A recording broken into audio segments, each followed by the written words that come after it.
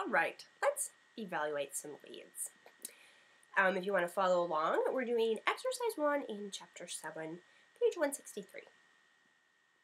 A 24-year-old Greeley man was charged with multiple counts of first-degree murder and arson in the deaths of his wife and 3 children, who died in an early morning fire in their home. Ooh. This lead is constructed in passive tense, or passive voice. It's a bit long. It could be shortened and written in the active voice. This would make it much better.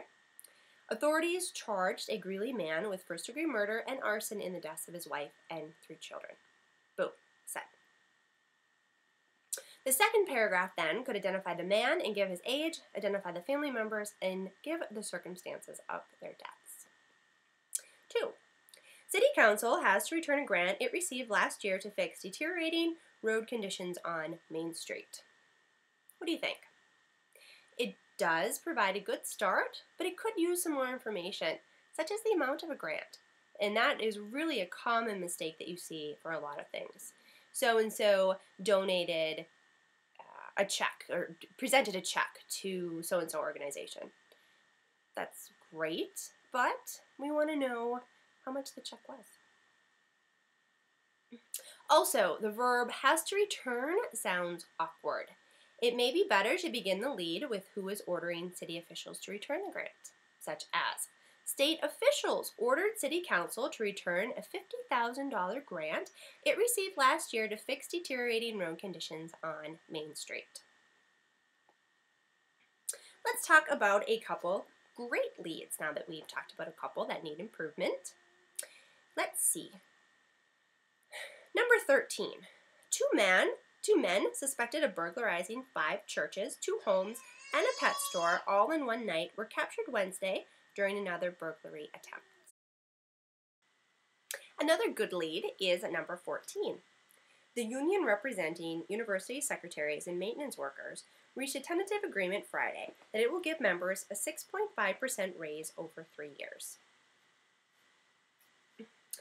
The next lead, number 15, let's read it. Distance education classes offer alternative to classrooms. Let me read it again. It's short. Distance education classes offer alternative to classroom. You might say, I like it, it's short. The problem with that one is it reads like a headline. There are no great verbs. It's not written as a complete sentence. And this is a common mistake that people make, that particularly new students make. So be sure that you're writing in complete sentences. Remember that a proper sentence structure is subject, verb, object. Number 16. Fingerprints on a candle led the FBI to a man accused of blowing up the building he worked in to hide the shooting deaths of the man's boss and 3 co-workers. That's a great lead. Focuses on what's interesting about the story, but it also gives important details about this event. 17. Around 10 a.m. Wednesday, a savings and loan at the intersection of Marion and State Streets was the scene of a daring daylight robbery by 3 armed gunmen. This lead has multiple problems. It's vague, it's written in passive voice, it repeats information, and it begins with a prepositional phrase as the time element. Beginning with a time element delays getting to the news, which is the information that the reader really wants. Finally, you should always avoid loaded words such as daring. It's opinionated. Such terms are subject to interpretation, and everyone has different interpretations of what those mean.